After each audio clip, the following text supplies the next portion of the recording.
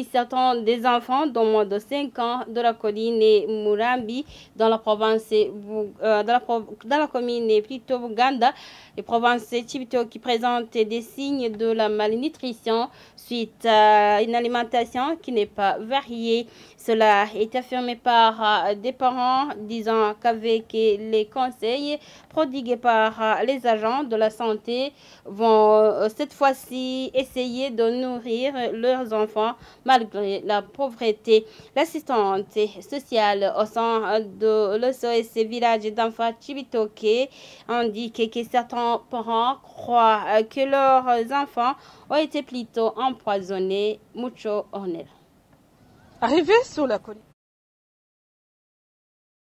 Murambi de la commune Buganda dans la province Chibitoke, l'on constate des enfants de moins de 5 ans, visiblement qui ont une bonne santé. Mais il y a une autre catégorie d'enfants de cette même tranche d'âge présentant quelques signes de malnutrition, comme des cheveux qui ont changé de couleur. La mère de ces enfants souffrant de la malnutrition affirme que ces enfants ont fait une rechute puisqu'ils avaient bénéficié des services de nutrition. Il dit qu'il était habitué à préparer de haricots ou de la pâte de manioc pour leurs enfants de moins de 5 ans, mais qu'il est désormais conscient que l'enfant a des besoins nutritionnels spécifiques. Avant, je lui donnais du haricot sans rien d'autre et l'enfant préférait manger comme ça tous les jours. Maintenant, je vais désormais mélanger avec des légumes à la farine d'arachide. Je vais aussi commencer à lui donner de la bouillie pour voir s'il peut avoir une bonne santé. L'assistante sociale au sein de SOS Village d'enfants de Chibitoke chargée du renforcement de la famille, Joséphine Wigari, indique que le manque d'informations sur l'alimentation adéquate pour les enfants est le principal facteur de malnutrition dans cette localité. Je dirais que c'est surtout le manque d'informations sur la bonne nutrition, l'alimentation équilibrée. Et aussi parce que lorsqu'un enfant présente des signes de malnutrition, les gens pensent directement que c'est à cause de l'empoisonnement. Au sein de SOS, en premier lieu, il s'agit de sensibiliser la communauté, sensibiliser les familles sur les bonnes pratiques alimentaires et aussi orienter les familles vers le centre d'appui nutritionnel. Au sein de l'hôpital, il y a un centre d'appui nutritionnel.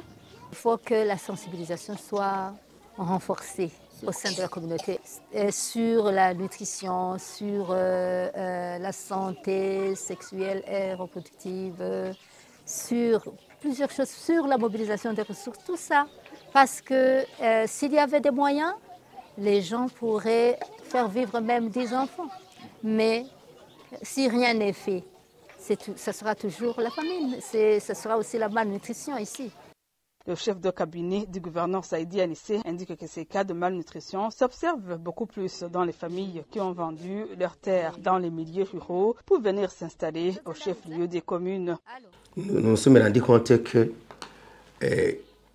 une des causes de cette malnutrition, c'est le déplacement de la population qui quitte les collines, les montagnes pour aller s'installer ici dans la plaine.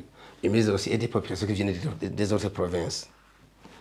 Ils s'installent ici, un ménage de 8 enfants s'installe sans autre moyen pour vivre. Ils ne vivent que par une ration journalière provenant des champs, les champs d'autrui. Quand il va travailler dans un champ d'une autre personne, une autre cause, notre population a une mauvaise habitude de vendre toute la récolte. Même si vous avez une grande production de la récolte, dans 2 mois, vous trouvez que toute la récolte est déjà sur le marché. Le médecin provincial à Chibitoke, Habiyaremi Jean-Claude, indique qu'une alimentation déséquilibrée en qualité et en quantité a un impact direct sur le développement de l'enfant, d'où plus de 50% d'enfants d'une année à 10 ans en 2024 souffrent de la malnutrition dans la province de Chibitoke. Dans les communautés, on a les agents de santé communautaire. Il y a aussi les mamans limières qui nous aident à préparer la nourriture pour ces enfants qui ont des signes de malnutrition. Et les agents de santé communautaire, il faut des visites à domicile pour voir si les enfants ont des signes. S'ils constatent des enfants, ils sensibilisent les parents de ces enfants pour qu'ils puissent présenter les centres de santé ou bien les farnes qui sont dans la communauté.